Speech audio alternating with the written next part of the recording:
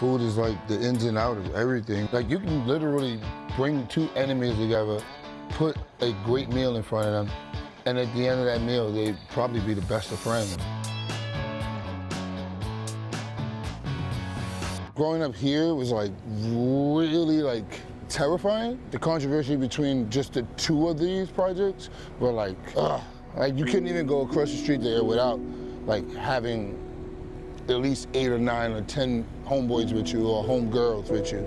That spot was like really like the stomping grounds for war. The Bronx was like, it's beautiful, but it's like chaos and beauty in it. Not somewhere you wanted to be at. You sold drugs, you were upwards of the president. At a young age, you know, like, hey, listen, either you hustle to eat or you like rob and steal to survive.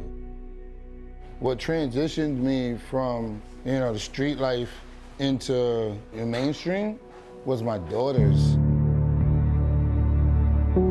If you go to your daughter's school and you're like there for career day and you're like surrounded by all these like doctors, do you want to be the only criminal in the room? How would my daughters feel? Wanting more for them pushed me to that, like, no, I gotta get it together, bro.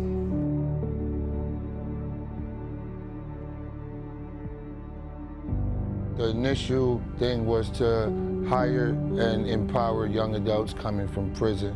So seeing as I came from those neighborhoods, I kind of understand what those youth are going through. So I was like a mentor.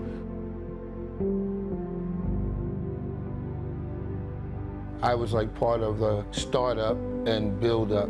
We all came together and built the truck, built up the network. And that's how you kind of started learning this leadership role. Started from a truck, a food truck that was driven by a mission.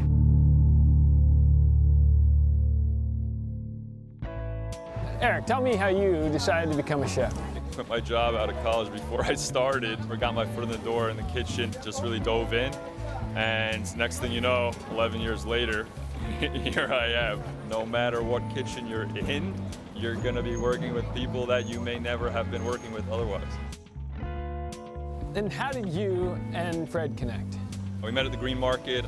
Fred just kind of had a charisma about him. He had a personality about him, kind of over the top, and I was drawn to it.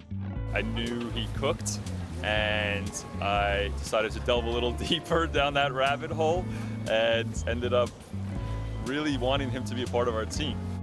He walked up to me one day and he's like, you still cook, right? How would you like to, you know, come work with me?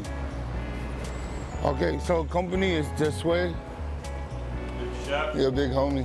How you doing? Coming like in hard with the leather jacket. Yeah, you know, I don't know about that sweater though. if you want to chuck it over. When you're in the kitchen, what do you guys do together now to make this place as hot as it is? Just our passion for doing what we want to do versus doing what we have to do. That's a big distinction for us. Here is being able to like take something that is already beautiful and make it more beautiful. How do you feel generally about employing people who've had a criminal past? I mean, that isn't even really an issue. It's about the person's character, and like, I didn't know that about Fred when I befriended Fred. I wanted him to be here regardless of whether I knew that or not. I think it's just like a prime example of how the kitchen can literally allow people to align over the same plate, the same presentation, the same nourishment. Food is like the ins and outs of everything. Like you can literally bring two enemies together, put a great meal in front of them, and at the end of that meal, they'd probably be the best of friends. They'd walk in ready to war, put it aside for a second, you know, like breaking bread. I'm Michael Koenigs, the host of More in Common. And if you have a story idea, be sure to comment below and subscribe for our next episode.